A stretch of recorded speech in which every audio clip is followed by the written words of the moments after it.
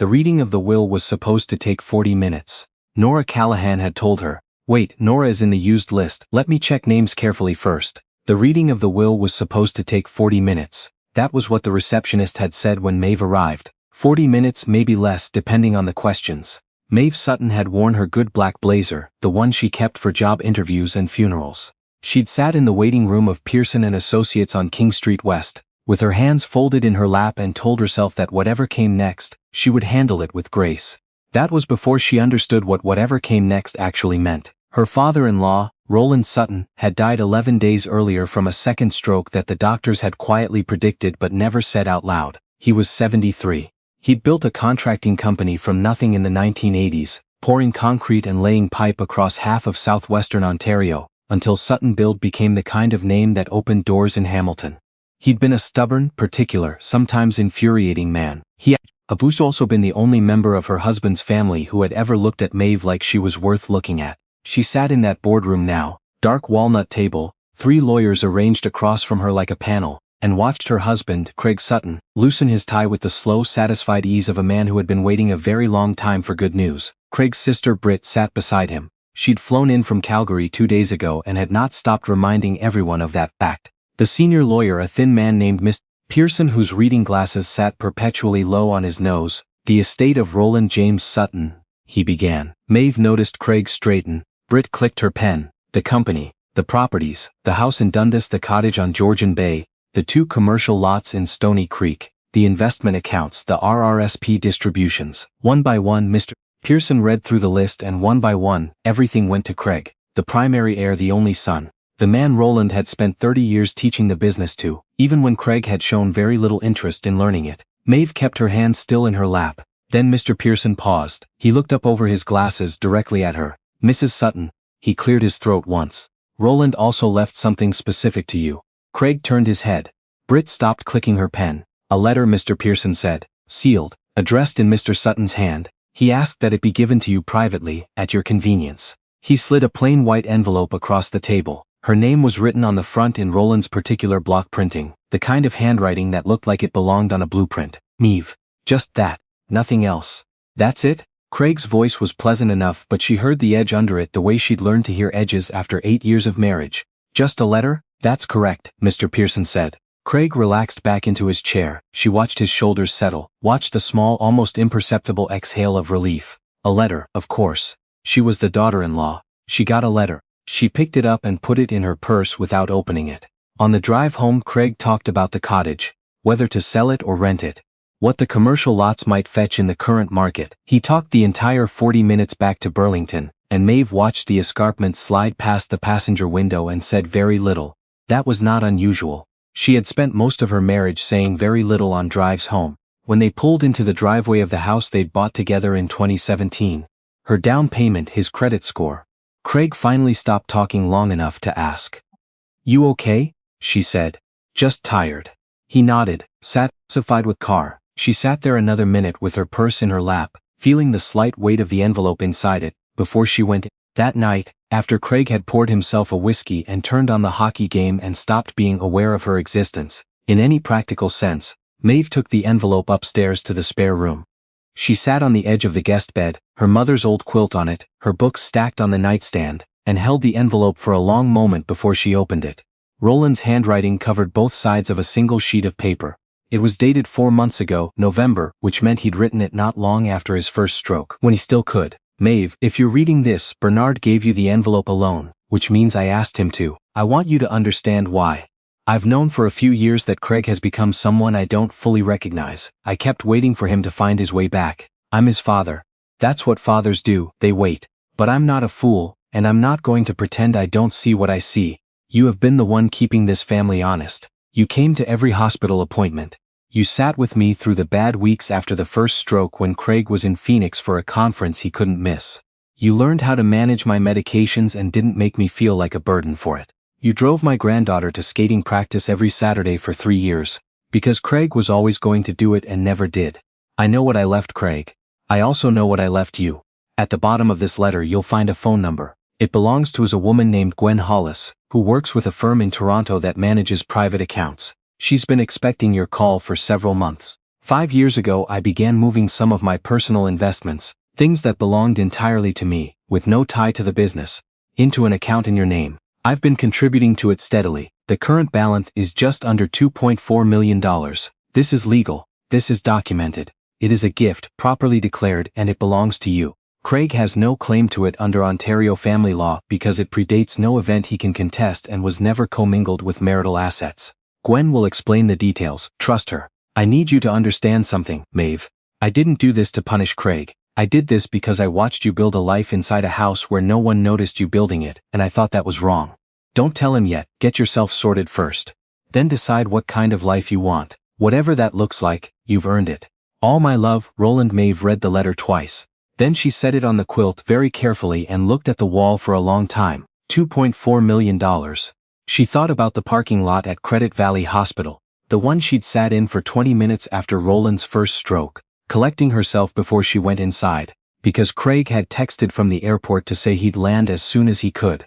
But the connecting flight through Toronto was delayed. She'd held Roland's hand in the ER while monitors beeped and nurses moved quickly, and Roland looked up at her and said, "You didn't have to come," and she'd said, "Of course I did," and meant it completely. She thought about Saturdays at the arena. Her daughter Piper, 9 years old, gap-toothed, fierce on the ice, had only ever seen one parent in the stands on a regular basis, and it was not the one who'd promised to be there. She picked up the letter again and read the phone number at the bottom 3 times until she had it memorized. Then she put the letter back in the envelope and placed it in the front pocket of her winter coat, which hung in the guest room closet, and which Craig had not opened in years. She waited 3 days before calling Gwen Hollis. Not because she was uncertain, because she needed to be clear-headed, and the first 2 days after reading the letter she was not clear-headed. She was moving through her house in a kind of suspended state, watching Craig eat breakfast and answer emails and make plans for the company he'd inherited. The company Roland had built across 30 years of 6-day weeks and calloused hands, and feeling something she couldn't quite name. It wasn't grief exactly. She'd already been grieving Roland for months. It wasn't rage, though the rage was there, underneath, when Craig spent an hour on the phone with a developer in Mississauga talking about what the Stony Creek lots were worth and never once mentioned his father's name. It was something closer to clarity. A cold, particular clarity, like the moment a fog lifts on a November morning and you can suddenly see exactly how far the road goes. On the third morning, Craig left early for a site visit in Brantford. Piper was at school. Maeve poured her coffee, sat at the kitchen table, and called the number. Gwen Hollis answered on the second ring. She sounded exactly like what she was, competent, careful, warm in a professional way that did not waste your time. "Mrs. Sutton," she said, "Roland told me you'd call. He told me to trust you," Maeve said. "That's kind of him. I hope I can justify it." A pause. "Are you somewhere private?" "Yes, good. Let's start from the beginning." Gwen spent the next hour walking her through everything. The account structure. The documentation. The way Roland had set it up over 5 years through legitimate investment contributions, all declared, all above board. In Ontario, a gift made to one spouse outside of matrimonial property was protected under the Family Law Act. It didn't belong to the marriage, it belonged to Maeve. He planned this very carefully, Gwen said. There was something in her voice. Respect, maybe. He wanted you to be protected before anything else happened. He came to us in 2019. Piper had been 4. Craig had just lost a significant contract he'd been certain was coming through and had been difficult to live with for months afterward. Roland had come to dinner that Christmas and sat across the table and watched. Maeve hadn't known he was watching like that. "What do I do now?" she asked. "That's entirely up to you," Gwen said. "But I'd suggest a few things. First, open a personal account at a bank Craig doesn't use. Second, get a family law lawyer. Third, and most importantly, don't change anything in your daily life yet. Don't give him any reason to suspect anything is different until you're in a position to protect yourself fully." "He already thinks I got a letter," Maeve said. "A personal letter. That's all good. Let him think that." After she hung up, Maeve sat for a while longer at the kitchen table. The coffee had gone cold. Outside, a February wind was moving through the cedars along the back fence, the kind of gray, unrelenting cold that southwestern Ontario did so well in winter. She didn't feel cold. She felt for the first time in a long while like she was standing on solid ground. She told her best friend Bex that weekend. Not about the money, not yet, but the rest of it. They'd been friends since Teachers College in Guelph, 15 years ago, which meant Bex had watched the entire arc of Maeve's marriage with a front row seat, and the particular patience of someone who loved you enough to keep showing up without being asked. They sat in Bex's kitchen in Waterdown with tea and the remains of a fruitcake no one had touched since December, and Maeve told her about the will reading, about the envelope, About Craig's face when he heard she'd only gotten a letter. He was relieved, Maeve said. I saw it. He tried to cover it but I saw it. Bex didn't look surprised. She looked the way she always looked when Craig came up, carefully neutral, holding back more than she said. And the letter? Roland knew. Maeve said simply. He knew what Craig was. Bex wrapped both hands around her mug. What are you going to do? Maeve thought about Piper at the rink on Saturday morning, skating hard toward the far end, glancing up once into the stands out of habit, finding her mother's face, and going back to the drill without breaking stride. The way children learned, quietly, who would be there. I'm going to figure out what I want, Maeve said. For the first time in a while. Bex looked at her over the rim of her mug for a long moment. Then she said, it's about time. The thing about Craig was that he'd never been cruel. That was what made it so hard to name for so many years. He hadn't been cruel, he'd been absent. He'd been dismissive in ways that were almost plausible. Always busy, always tired, always just about to have more time. He'd been the kind of husband who remembered your birthday sometimes and forgot it other times, and expected the forgetting to be forgiven because he was under a lot of pressure. He'd been the kind of father who loved his daughter in broad, performative gestures. Extravagant Christmas presents, promises of trips they never took, while Maeve handled the daily work of raising a person, quietly, without acknowledgement. She'd told herself for years that it was a phase, that when the business stabilized, when his stress decreased, when Piper was older and needed less, things would shift. The business had stabilized, the stress had decreased. Piper was older, nothing had shifted. Roland had seen it. She understood now, reading his letter again, that he had seen it for years and had carried the guilt of it. Having raised a son who grew into this particular kind of man, alongside everything else, she found a family law lawyer through Gwen's referral. Her name was Preeti Nair, and her office was in a glass building in downtown Hamilton that looked out over the bay. She was methodical and direct and did not waste words. Tell me everything, she said, once they were settled. And don't leave anything out. So Maeve told her. The will, the letter, the account, the years of absence and dismissal, the way Craig had spoken to her at the will reading, that slight, satisfied exhale. Preeti took notes without expression. When Maeve finished, she set down her pen. You're in a strong position, she said. The inheritance is protected. We'll pursue an equalization of net family property, which in this situation will likely be favorable to you given the marital home, your contributions, and the existing asset disparity and custody. She looked up. You're the primary parent. You have been for years. He'll fight it, Maeve said. When he finds out about the money, he'll fight everything. Let him. Angry people fight poorly. Preeti almost smiled. And judges in Ontario Family Court have seen every version of this. What they want to know is who showed up for the child, who took her to the doctor, who sat with her when she was sick, who knew the name of her teacher. She paused. Do you know the name of Piper's teacher? Fontaine. She's been teaching grade 3 for 11 years. She's originally from Sudbury. And Piper loves her because she lets them listen to music during indoor recess. Preeti nodded. And does Craig know that? Maeve said nothing. Right, Preeti said and made a note. 3 weeks after the will reading, Craig came home one evening with a different energy. He'd been to dinner, he said, with some people from the development side. Networking. He said networking, the way men said it when they meant something else but hadn't decided yet if they wanted to tell you what. He was more animated than he'd been in months. He talked about expansion, about taking the company in a new direction, about the kind of projects that Roland had been too conservative to pursue. Roland had been dead for less than a month. I've been thinking, Craig said, pouring himself a second glass of wine at the kitchen counter, about the future, about what I actually want. Maeve was loading the dishwasher. She kept loading it. I think I've been stuck, Craig said. Not unhappy exactly, just stuck. In patterns that don't fit anymore. She recognized this speech. Not because Craig had given it before exactly, but because she'd heard variations of it in enough conversations over enough years to understand the grammar of it. Patterns like what? She asked, her voice even. I don't know. Us, maybe? He paused. I mean that kindly. I think we've both been going through the motions. I think we've been surviving rather than living. She turned around and looked at him. He was leaning against the counter with his wine, and he looked the way he always looked when he thought he was being reasonable. Like a man who had decided something and was now patiently explaining it to someone less decisive. Are you asking for a divorce, Craig? He blinked. She'd beaten him to the word and he hadn't been ready. I'm saying I think we should talk about what we want.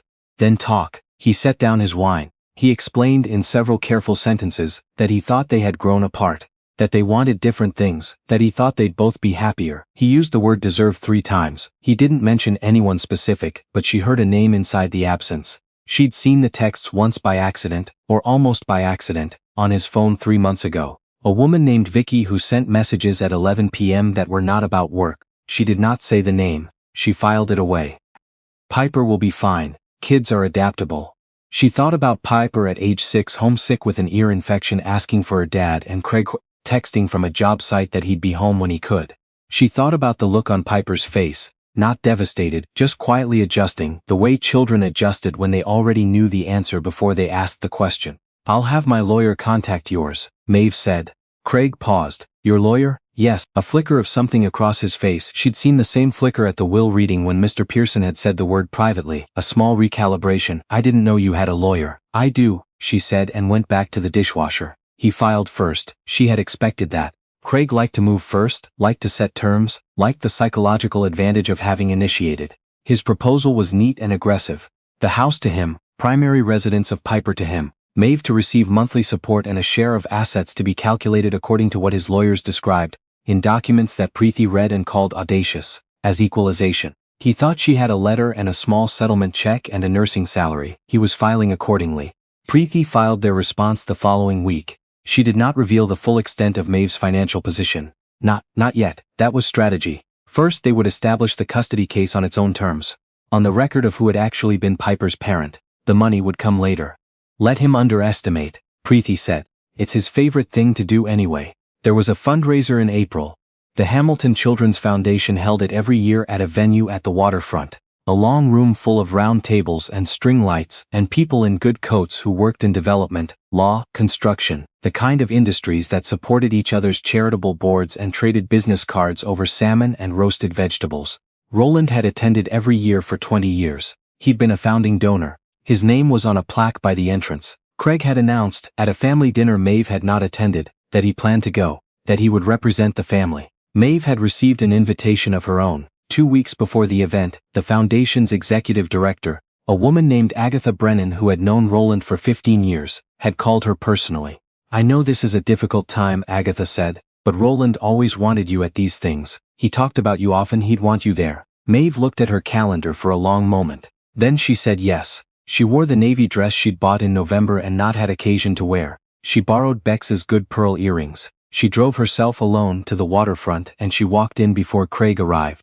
Agatha Brennan met her at the door. She was a sturdy, warm woman in her 60s with silver hair and the handshake of someone who had run capital campaigns. She drew Maeve into a hug that lasted a second longer than expected. He said you were the one who actually showed up, Agatha said quietly. His exact words. Maeve swallowed. He was important to me. I know. Come in. There are people who want to meet you. The evening was not what Craig expected. Maeve knew this because she watched his face when he walked in 40 minutes later, and found her already seated at a table with Agatha and 3 board members, laughing hysterically about Roland stealing the silent auction wine basket at the 2018 gala because he'd had 3 glasses and forgotten the price. Craig's face went still, then rearranged itself into something controlled. He crossed the room, he kissed her cheek. He said something to Agatha about Roland's legacy that sounded genuine but landed slightly wrong, like a man reading from a script he'd only glanced at. Agatha was polite. She was also, Maeve noticed, not particularly warm. Later in the evening, Agatha took the microphone to introduce the evening's honors. She spoke about the foundation's work. She spoke about Roland Sutton's contribution, 30 years, founding donor status, advocate for youth sports programs in the lower city. And then she said, Roland always told me that his greatest investment wasn't financial. It was in the people who showed up, who did the quiet work, who didn't need a name on a plaque to keep going. This year, we'd like to recognize one of those people. She looked at Maeve. Maeve Sutton has spent the last 5 years volunteering with our family support programs, bringing her skills as a nurse practitioner and more importantly her time, her consistency, and her care. Roland nominated her for this recognition last fall before he passed. There was applause. People turned. Maeve stood on slightly unsteady legs and nodded, because she didn't trust herself to do more. Across the room, Craig sat very still. She didn't look at him long. She didn't need to. She found him at the bar afterward. He was not drunk but was working on it, that particular concentrated way of drinking that she associated with Craig when something had happened that he hadn't been prepared for. How long have you been volunteering there, he asked. 4.5 years, she said. You never told me, you never asked. He turned the glass in his hand. Something was working in his face, the early uncomfortable stages of a man beginning to understand the shape of what he didn't know. Roland nominated you, he said. Yes, before he died. Yes. Craig looked at her with an expression she hadn't seen in years, not anger, something closer to unease. What was actually in that letter, he said. Personal things, she said. Between me and your father. She excused herself and went back to Agatha's table, where Bex had arrived, fashionably red coat, the satisfaction of someone who had driven 40 minutes specifically to witness this, and was eating the last of the bread rolls. Well, Bex said. He's rattled, Maeve said. Good, Bex said, and poured her a glass of wine. The months that followed were not easy. She had not expected them to be. Craig's lawyer pushed hard on the asset division. Craig himself made comments that found their way to her through people who knew people. That she was difficult. That she was taking advantage of grief. That she had influenced Roland in his final months. The last one stung the most, because it was so close to the kind of thing Craig believed when reality wasn't suiting him. He needed someone to have manipulated the situation, because the alternative, that his father had seen him clearly and made a rational choice, was harder to hold. Preeti filed a motion regarding the marital home. She also, at the moment she judged strategically correct, filed the documentation of Maeve's separate assets. Craig's lawyer called within the hour. Craig himself called that evening, which was unusual. She let it go to voicemail. He left a message that started controlled and ended at a volume she hadn't heard from him in years. She sent it to Preeti. There was a custody hearing in May. A judge named Justice Owusu, thorough, unhurried, the kind of judicial temperament that cheerful or reviewed the materials. He asked Craig specific questions about Piper's school, her health, her routines. Craig answered some of them and stumbled on others in ways that were not dramatic but were noticed. Piper's teacher submitted a written statement. Miss Fontaine described, in the careful language of a professional educator, which parent attended school meetings, which parent responded to communications, which parent had called when Piper had a difficult week in November and needed support. None of it was accusatory. All of it was clear. Maeve's pediatrician submitted records. 3 years of records, annotated with who had attended appointments. Her own supervisor at the clinic submitted a letter about her character. The hockey coach did too, unexpectedly, because Bex had thought to ask him and he had said yes without hesitation. When it was her turn, Maeve answered Justice Owusu's question steadily. He asked what Piper's favorite book was right now. She told him. He asked what Piper had been struggling with in math. She told him that too, and the specific strategy she and Miss Fontaine had been working on together. He wrote something down. The ruling gave Maeve primary residence of Piper, with Craig having regular parenting time on alternate weekends and holidays per schedule. It cited stability, involvement, and the established pattern of care. Craig would have described it, she knew, as a loss. She would have described it differently. It was an acknowledgement of what had already been true. She picked up Piper from her aunt's house that afternoon. Her own sister Ruby's house, where Piper had spent the day while the hearing ran long, and Piper ran at her in the driveway in the way she'd been doing since she was 2 years old, arms out, full speed, no hesitation. Maeve caught her and held her and stood there in Ruby's driveway for long enough that Ruby, watching from the door, quietly went back inside. Can we get poutine? Piper said into her shoulder. Yes, Maeve said, obviously. They went to the diner on Plains Road that they'd been going to since Piper was small enough to sit in a high chair. They ate poutine and Piper talked about a video she wanted to make about her skating drills and asked if she could stay up late on Friday. And Maeve said yes to the video and maybe to the Friday, and it was so ordinary, so completely unremarkable that she had to excuse herself to the washroom for a moment to press a paper towel to her eyes. When she came back, Piper was rearranging her gravy-covered fries into a pattern. Mom, Piper said without looking up. Is everything okay now? Maeve considered the question seriously, the way Piper deserved to have her questions considered. Getting there, she said. Yeah, Piper seemed to find this sufficient. She went back to the fries. 6 months later, Maeve left her position at the clinic and stepped into a new role she'd been offered through a connection. Roland had noted in his letter, almost as an afterthought, a sentence that said there's someone you might want to call when you're ready, a woman running a community health expansion in the Niagara region who asked about you by name.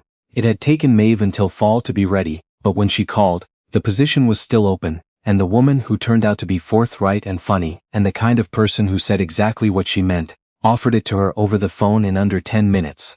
Director of Community Partnerships.